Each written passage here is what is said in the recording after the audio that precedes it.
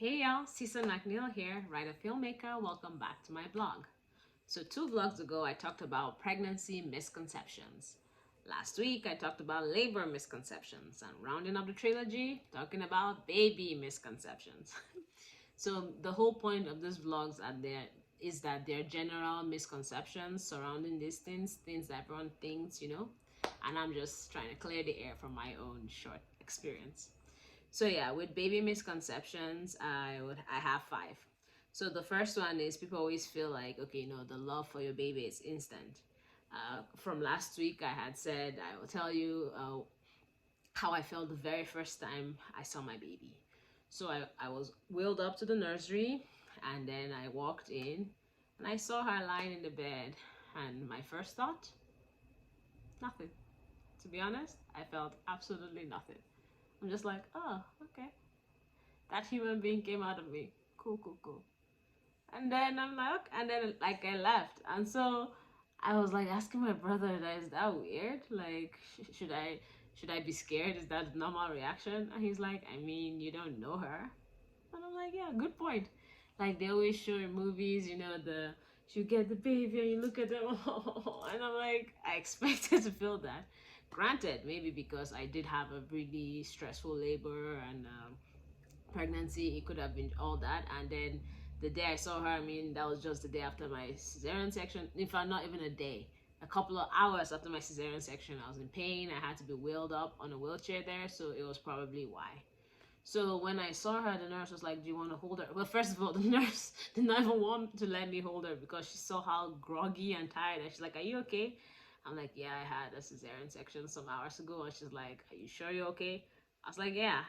And then she picked up the baby. She made me sit down. And she was about to give me, and she's like, "Are you okay?" And to be honest, I was extremely sleepy, but I was like, "I'm fine." Like somehow, as I collected her, I knew I wasn't gonna drop her. I just knew because I was just like, I'm not gonna drop my baby. But I held her, and she was so tiny and fragile.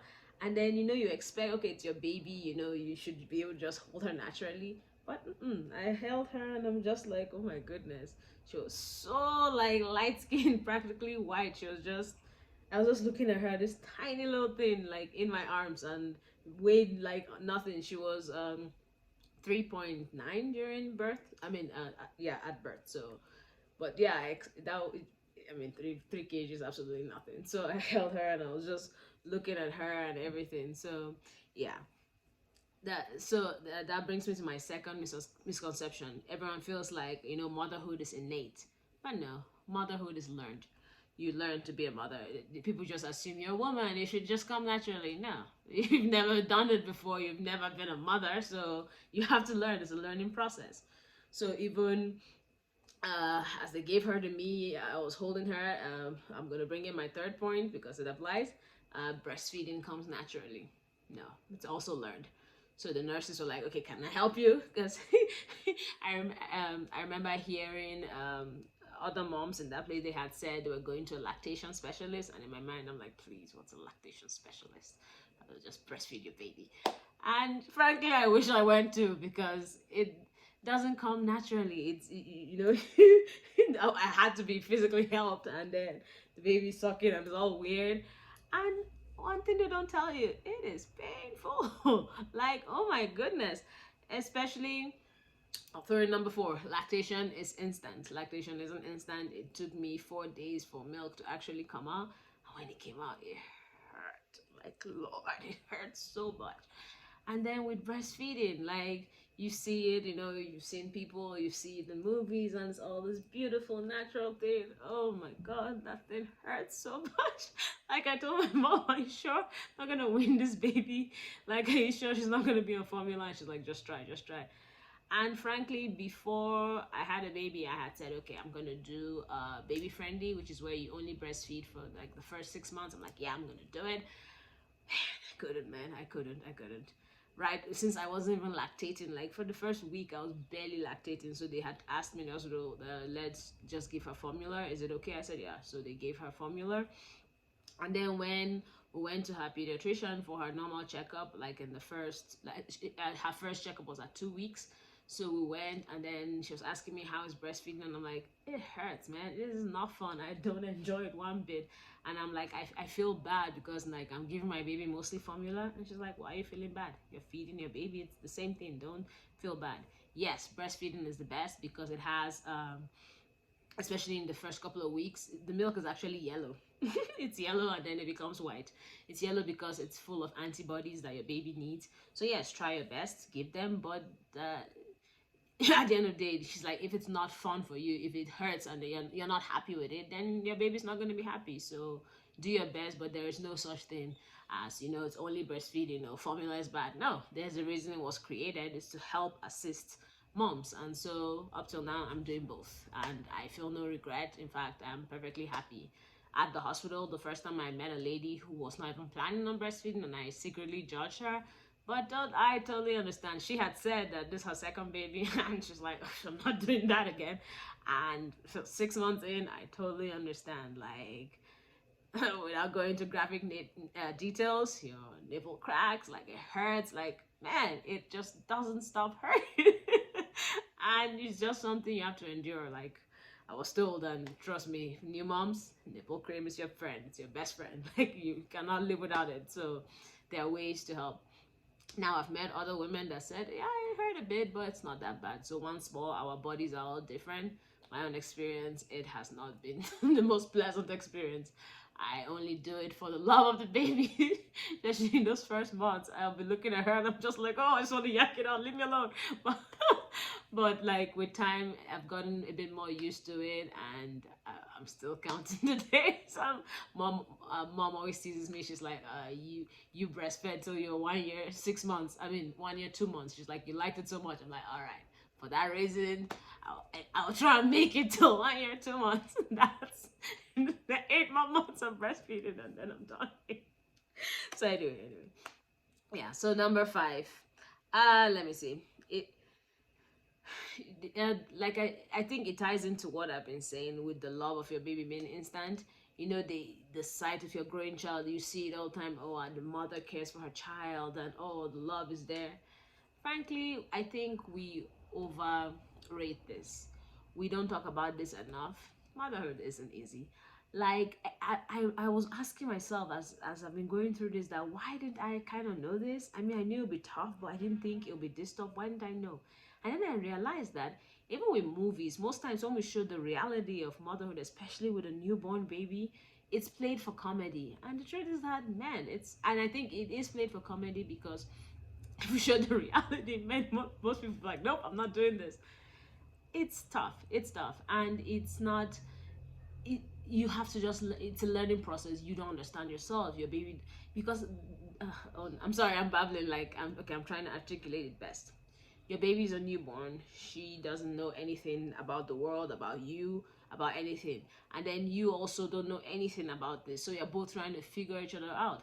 Also, they've been in the safety of the womb this whole time, and now they're out in the world where they have sensations they've never felt before. Like before, I mean, they're not hungry in the womb because they'll just, take out of you. And now for the first time, they're hungry. For the first time, they're pooping. For the first time, they're seeing and hearing. They've been doing all that in the womb, but I mean, the sensations out, it's a lot, more enhanced. So it's just a lot of figuring out.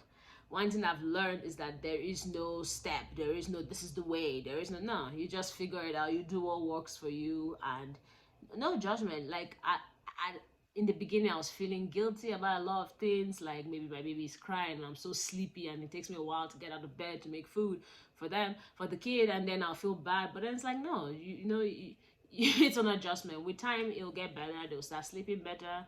You'll start sleeping better, and yeah. So, to throw in some realities about it, uh, I've heard women say, and it is true, when your baby's breastfeeding, there's this hunger and thirst that comes out of nowhere. And that thing is true. Like, man, especially the thirst, you get so thirsty. But of course, it makes sense. Liquid is leaving your body, so naturally the liquid will want to be replaced. Another reality is you need all the help you can get. Like, don't be a hero. Don't think, oh, I got this.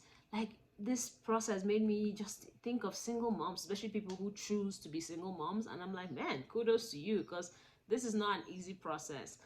you need as many people that can help you as possible, because that sleep, man, that that sleep deprivation is something you've never experienced in your life. It is so intense. It's crazy.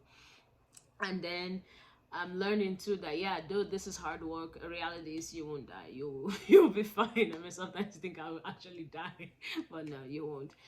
You'll be fine. Humans have been procreating from day one, so obviously, there is a method to this madness, and you'll figure it out. Your body will figure it out. The baby will figure it out. You'll all be fine.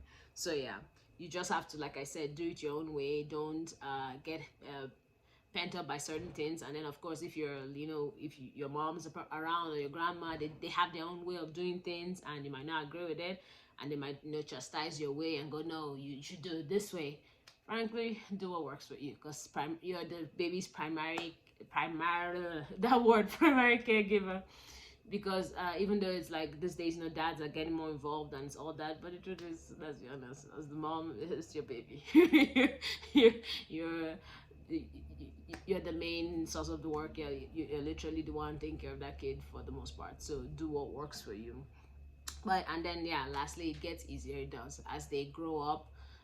It will get a bit better and all that. So, and then plugging into what I'll talk about next week. So even though it gets easier as the baby grows up, then it has new challenges that they don't have. So next week I'm talking about newborns versus, older babies, and which is easier and which isn't. So yeah, I hope that made some sense. I'm sorry I was rambling. I just have so much to say on the topic, and I think I will address it again in future vlogs, because there is a lot of things we don't talk about that we should, especially concerning motherhood. We paint it like this angelic thing, and but the truth is that it is the biggest sacrifice you will ever have to make in your entire life. You have to sacrifice everything.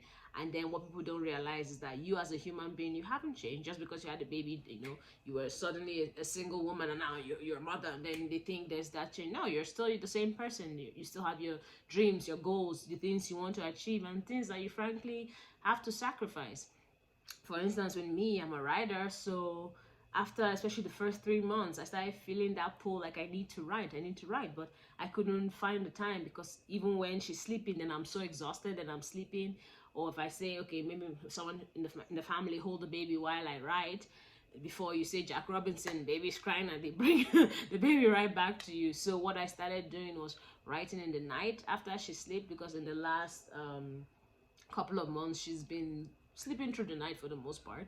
But I'll write till like 3-4 a.m. and then what will now happen is she'll wake up 5 a.m. or 6 a.m. and I'm like half dead, and she'll be crying, and I have to attend to her. So I was literally burning the candles at both ends, and it did not work for me. So sleep is life, y'all. Sleep is life. So even though I talked about the balance, I'm still not fully there. It's figuring out thing. One thing I've learned for sure is don't have any like strict goals, and this is what I'll do, and this is my plan and my routine. Oh yeah, that's something mom used to chastise me about. Create a routine.